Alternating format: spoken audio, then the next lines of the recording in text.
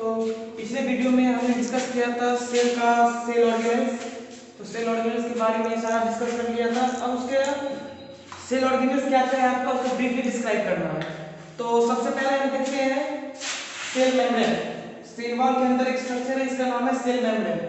Cell membrane का दूसरा नाम है आपका प्लाज्मा मेम्ब्रेन। तो बेसिकली सेल मेम्ब्रेन जिस चीज से बना हुआ है वो आपका है फॉस्फोलिपिड, कोलेस्ट्रॉल और आपका लिपिड और प्रोटीन, ये सब से बना हुआ है। तो फॉस्फोलिपिड आपका 75% फॉस्फोलिपिड है। और भी एडिशनल स्ट्रक्चर क्या क्या है इसमें, आपका कोलेस्ट्रॉल है और प्रोटीन है, लेकिन 75% आपका फॉस्फोलिपिड है। तो सेल मेम्ब्रेन का जो स्ट्रक्चर है तो सबसे पहले देख लीजिए आपका बाइलेयर होता है, मतलब फॉस्फोलिपिड आपका बाइलेयर है। एंड देन इसमें प्रोटीन प्रेजेंट है आपका इंट्रिंसिक और एक्सट्रिंसिक प्रोटीन। इंट्रिंसिक प्रोटीन मतलब वैसा प्रोटीन जो सेल मेम्ब्रेन के अंदर प्रेजेंट हो उसे कहते हैं इंट्रिंसिक प्रोटीन। और दूसरा है एक्सट्रिंसिक प्रोटीन, मतलब वैसा प्रोटीन जो सेल मेम्ब्रेन के बाहर प्रेजेंट है। तो अब इसका फंक्शन देखते हैं। तो सेल मेम्ब्रेन को हम लोग कहते हैं सेलेक्टिवली परमिएबल। क्या कहते हैं?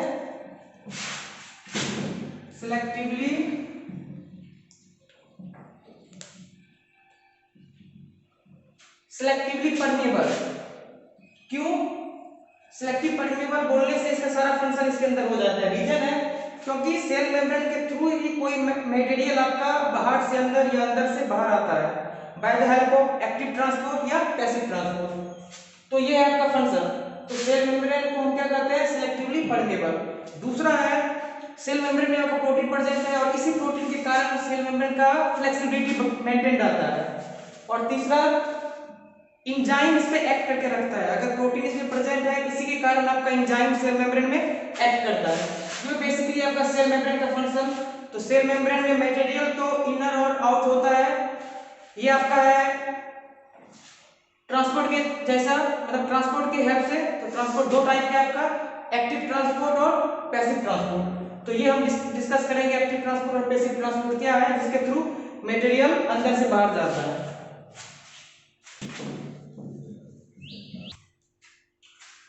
तो हम सेल मेम्ब्रेन देख लिए, सेल मेम्ब्रेन का फंक्शन भी देख लिए। अब हम सेल मेम्ब्रेन को हम लोग सेलेक्टिवली परमिएबल मेम्ब्रेन कहते हैं। क्यों? क्योंकि वो हेल्प करता है आपका कोई सब्सटेंस को या कोई भी मटेरियल को एंट्री और एग्जिट करने में। तो एंट्री और एग्जिट कैसे होता है आपका? ये आपका दो टाइप से होता है नॉर्मली। ये एक है डिफ्यूजन प्रोसेस और दूसरा है ऑस्मोसिस प्रोसेस। तो 9th में आप लोगों को नॉर्मल डिफिनेशन और उसका प्रोसेस याद करना है और ज्यादा कुछ नहीं है। तो डिफ्यूजन प्रोसेस क्या है ये देखते हैं हम लोग। डिफ्यूजन और ऑस्मोसिस में एक ही डिफरेंस है। ऑस्मोसिस सिर्फ और सिर्फ आपका वाटर का होता है और डिफ्यूजन आपका सॉलिड, लिक्विड एंड गैस तीनों का होता है। तो अब डिफ्यूजन का डिफिनेशन देखते हैं। It is a condition in which there is spontaneous movement of molecule from higher concentration to lower concentration. Diffusion मतलब जैसे आप एग्जांपल ले लेते हैं इसका हम,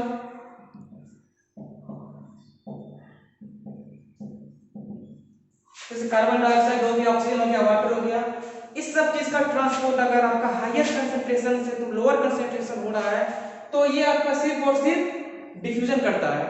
और डिफ्यूजन के लिए एक चीज याद रखना है आपको, डिफ्यूजन मोस्ट हर समय आपका गैसेस में सबसे ज्यादा होता है, देन आपका लिक्विड में होता है और सबसे लास्ट आपका सॉलिड में होता है। तो डिफ्यूजन प्रोसेस सिर्फ ज्यादा आपका गैसेस में होता है।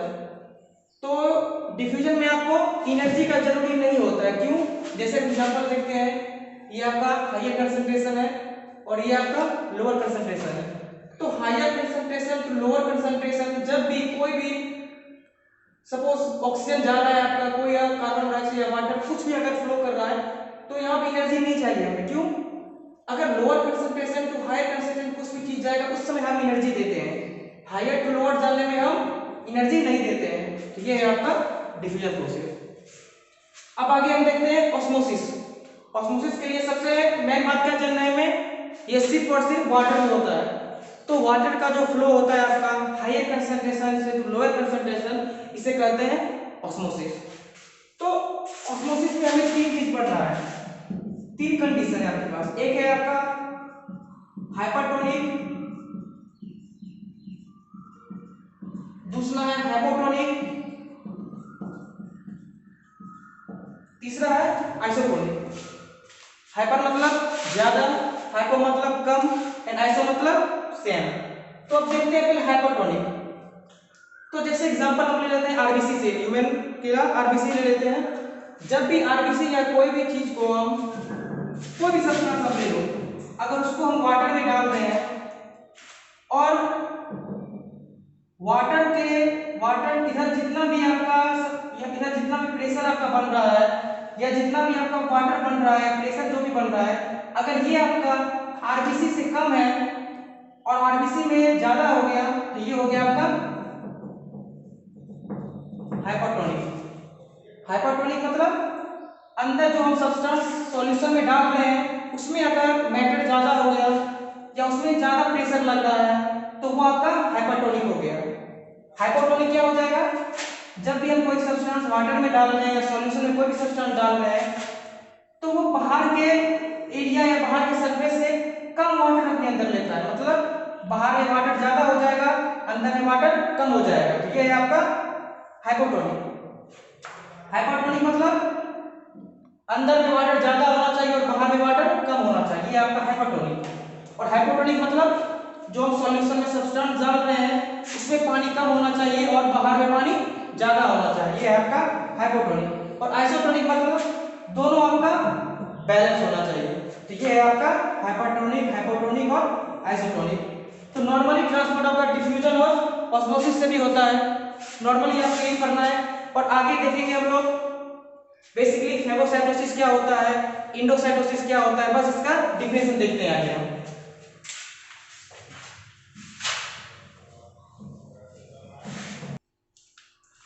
तो हम डिफ्यूजन और ऑस्मोसिस देख चुके हैं, अब हम आगे देखते हैं इंडोसाइटोसिस, जो तीसरा मीडियम ट्रांसपोर्ट है आपका।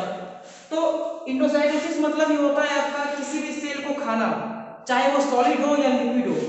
तो it is a process by which injection of material occur through the plasma membrane. Injection मतलब ये होता है आपका अंदर लेना। इंजेक्शन अगर कोई भी सब्सटेंस का हो रहा है जो सेल के अंदर प्रेजेंट है, अनवांटेड पार्टिकल, तो उस प्रोसेस को कहते हैं इंडोसाइटोसिस। अब हम देखते हैं इंडोसाइटोसिस का टाइप। तो दो टाइप्स है मेनली इंडोसाइटोसिस का, पहला है आपका फेगोसाइटोसिस और दूसरा है पिगोसाइटोसिस। फेगो मतलब ये होता है ईटिंग, तो सेल ईटिंग, ये हो गया आपका फेगोसाइटोसिस। पिगोसाइटोसिस वो हो गया सेल ड्रिंकिंग, मतलब आप देखते हैं इसका, अगर कोई भी अनवांटेड पार्टिकल या कोई भी सब्सटेंस आपका सेल के अंदर प्रेजेंट है और वो अगर सॉलिड है तो उस प्रोसेस को कहते हैं सेल ईटिंग प्रोसेस। मतलब अगर वो सेल के बाहर आ रहा है सॉलिड पार्टिकल तो वो फेगोसाइटोसिस करेगा उसको, अगर वो लिक्विड पार्टिकल आ रहा है तो उस प्रोसेस को पिगोसाइटोसिस करेगा। तो नॉर्मली फेगोसाइटोसिस प्रोसेस जो होता है आपका वो न्यूट्रिशियस प्रोसेस होता है, जिससे सेल को या सेल मेम्ब्रेन को न्यूट्रिशन मिलता है, और वही न्यूट्रिशन के कारण ही सेल मेम्ब्रेन आपका सेलेक्टिवली परमेबल मेम्ब्रेन कहा जाता है। तो पिगोसाइटोसिस आपका क्या है, सेल ड्रिंकिंग। सेल ड्रिंकिंग जो है, अब हम देखते हैं फेगोसाइटोसिस। तो व्हाइट ब्लड सेल्स का हम लोग के बॉडी में फंक्शन है वो माइक्रोब्स का या ब्लड में जितने भी नॉन इन्वेड ऑर्गेनिज्म है या जो हमारे बैक्टीरिया वायरस है जो भी अंदर चले जाता है उसको किल करना। तो डब्ल्यूबीसी जो इस प्रोसेस को करता है वो है आपका फेगोसाइटोसिस। फेगोसाइटोसिस की हेल्प से डब्ल्यूबीसी आपका ब्लड में जो जितने भी माइक्रोब्स प्रेजेंट है इसको किल करता है। तो ये आपका मेनली मेम्ब्रेन ट्रांसपोर्ट खत्म हो गया। अब हम आगे देखते हैं सेल वॉल।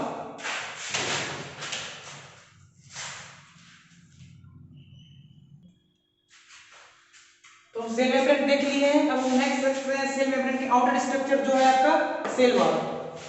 तो सेल वॉल का बेसिकली फंक्शन होता है आपका ये मैग्नेटिकल सपोर्ट देता है आपको, ये सेल को मैग्नेटिकल सपोर्ट देता है, रिजिडिटी देता है, इसी कारण से सेल फॉल नहीं कर पाए या उसको बाहर के एनवायरनमेंट से प्रोटेक्ट करके रखता है। तो जैसे सेल वॉल भी इसका मोस्टली आपका पॉलीसेकेराइड रहता है इसमें प्रेजेंट। तो पहला ये आपको मैकेनिकल सपोर्ट देता है और दूसरा है आपका इंटरसेलुलर कनेक्शन। ये आपका इंटरसेलुलर कनेक्शन में हेल्प करता है क्योंकि सेल वॉल में एक पोर्स होता है जिसके थ्रू प्लाज्मोडेस्माटा एक स्ट्रक्चर है जिसका नाम है प्लाज्मोडेस्माटा। सेल में एक पोर होता है, टीनी होल होता है, इसके थ्रू से प्लाज्मोडेस्माटा प्रेजेंट रहता है जो आपको दूसरे सेल से इंटरसेलुलर कनेक्शन करने में हेल्प करता है। अगर सेल वॉल में प्लाज्मोडेस्माटा अपसेट हो जाएगा तो दो सेल का इंटरसेलुलर कनेक्शन कभी नहीं होगा। तो नेक्स्ट फंक्शन हम देखते हैं, it helps the plants to become turgid. Turgid मतलब सोलन स्ट्रक्चर जो होता है, हम लोग जानते हैं सेल वॉल प्लांट में प्रेजेंट होता है और एनिमल में एब्सेंट होता है। तो बेसिकली जब भी हम प्लांट में पानी जाता है तो ये फूल जाता है, इसका फूलने का स्ट्रक्चर यही है सेल वॉल। अगर सेल वॉल नहीं रहेगा तो ये फूल के ये सोलन होकर बर्स्ट कर सकता है ये, तो सेल वॉल उसको बर्स्ट करने से बचाता है। तो ये आपका सेल वॉल खत्म हो गया। अब नेक्स्ट देखते हैं दूसरा सेल ऑर्गेनेल्स, माइटोकॉन्ड्रिया। इधर से आपका सेल ऑर्गेनेल्स स्टार्ट हो जाता है। हम सेल वॉल डिस्कस कर चुके हैं, सेल मेम्ब्रेन डिस्कस कर चुके हैं, अब हम साइटोप्लाज्म में आते हैं। तो साइटोप्लाज्म में आपका सेल ऑर्गेनेल्स सारा प्रेजेंट है। तो पहला सेल ऑर्गेनेल्स आपका माइटोकॉन्ड्रिया। तो माइटोकॉन्ड्रिया का दूसरा नाम है आप लोग को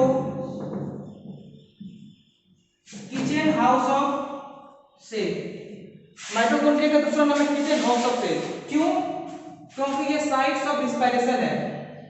यहाँ पे एटीपी का सिंथेसिस होता है। एटीपी मतलब एटीपी, ये है आपका एडिनो ट्राई फॉस्फेट, ये आपका एडिनो ट्राइफॉस्फेट। तो एटीपी का सिंथेसिस होता है जिसके कारण से रिस्पायरेशन होता है। तो माइटोकॉन्ड्रिया को हम लोग किचन हाउस ऑफ सेल कहते हैं और दूसरा फंक्शन है साइट्स ऑफ रिस्पायरेशन है और तीसरा है it is known as semi autonomous organelles. आप लोग नेक्स्ट सेल ऑर्गेनेल्स पढ़ेंगे राइबोसोम, एक सेल ऑर्गेनेल्स है तो जिसका फंक्शन होता है प्रोटीन का सिंथेसिस करना। तो माइटोकॉन्ड्रिया ही एक ऐसा सेल ऑर्गेनेल्स है जो खुद का प्रोटीन सेक्रीट करता है, जो खुद का प्रोटीन सिंथेसिस करता है, इसीलिए सेमी ऑटोनोमस ऑर्गेनेल्स कहते हैं, मतलब which can generate their own protein। तो इसमें राइबोसोम प्रेजेंट होता है माइटोकॉन्ड्रिया में। तो बेसिकली माइटोकॉन्ड्रिया का तीन फंक्शन है, पहला है ये किचन हाउस ऑफ सेल, दूसरा है साइट्स ऑफ रिस्पायरेशन और तीसरा है semi autonomous organelle. Semi autonomous organelles means which can generate their own protein, जो खुद का प्रोटीन खुद से जनरेट कर रहे हैं उसे सेमी ऑटोनोमस ऑर्गेनेल्स कहते हैं।